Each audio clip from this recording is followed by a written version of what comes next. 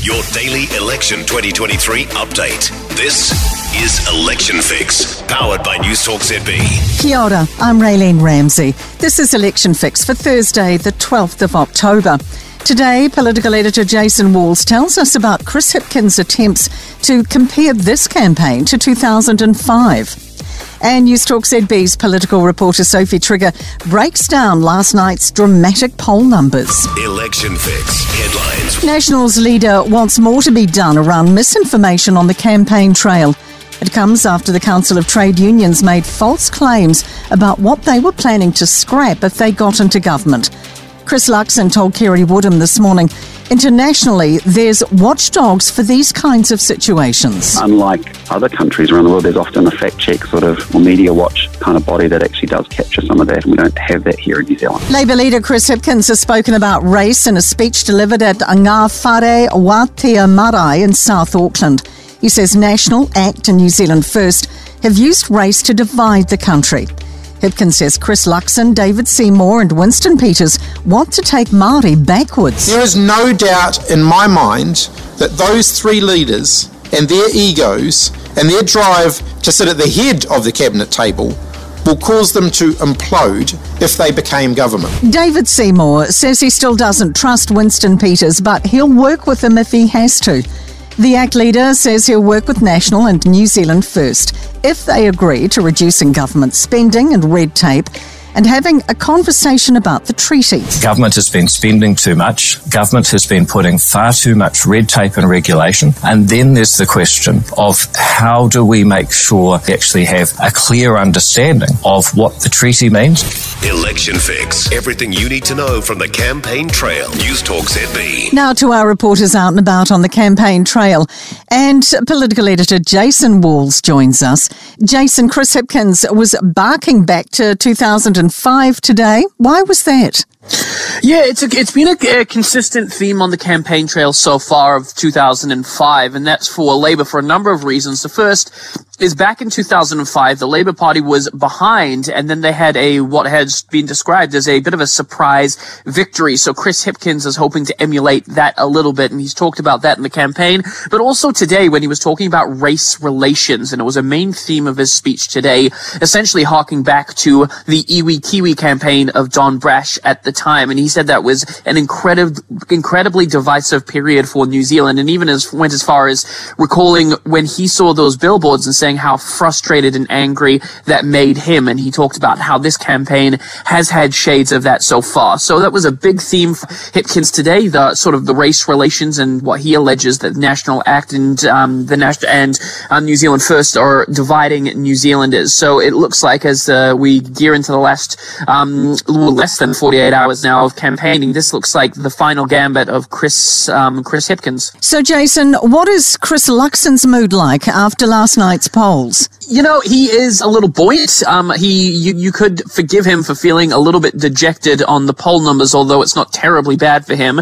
But essentially, you know, he's probably looking now at a very realistic fact of the situation where he has to work with Winston Peters. And today at his press conference, you know, he wasn't talking about any of that. He said we've still got a couple of days of voting and we can deal with coalition or supply and confidence deals after the election. But you can definitely tell that it's beginning to weigh on him a little bit. He's far from the days, which were actually not too far ago, when it was just ACT and the National Party in the driver's seat. And since then, Winston is quietly, it's been the opposite of quietly, crept up in the polls. So that'll be occupying his mind tonight ahead of the final leaders debate. Many thanks, Jason. Election Fix. Newstalk ZB's political reporter Sophie is with us. Sophie, you've been at a union meeting today where both the Labour leader and the Greens co-leader were speaking.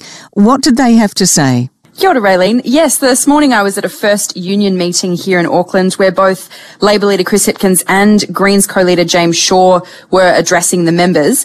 So First Union has about 30,000 members across New Zealand in sectors like retail, finance, transport and manufacturing, and thousands of Aucklanders are attending stop work meetings this week, and there were hundreds at this Auckland Central branch meeting today where Hipkins and Shaw have spoken. First Union Union has previously said that fair pay agreements are likely to be under threat this election, and FPAs did dominate a lot of the union discussion before we heard from the politicians, as did National's plan to eventually raise the super age to 67.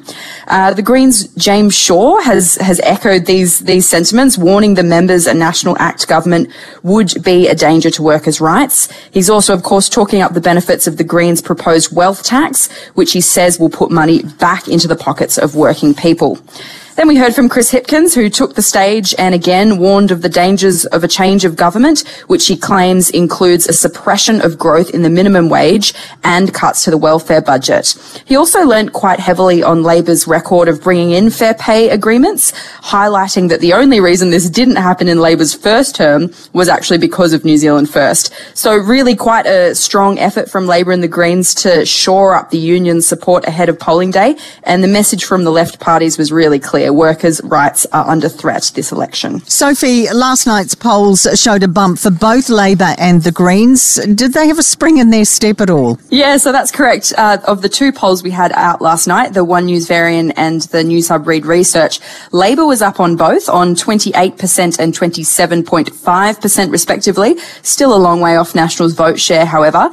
The Greens, meanwhile, are on track for their best ever election result. The polls have them at 14% and 14.9%, which would give them from 17 to 19 Green MPs and a record number for them. Labor leader Chris Hipkins has been saying over the past few days he believes the election result will surprise people, and we understand their internal polling actually has Labor up higher than what these other polls are telling us.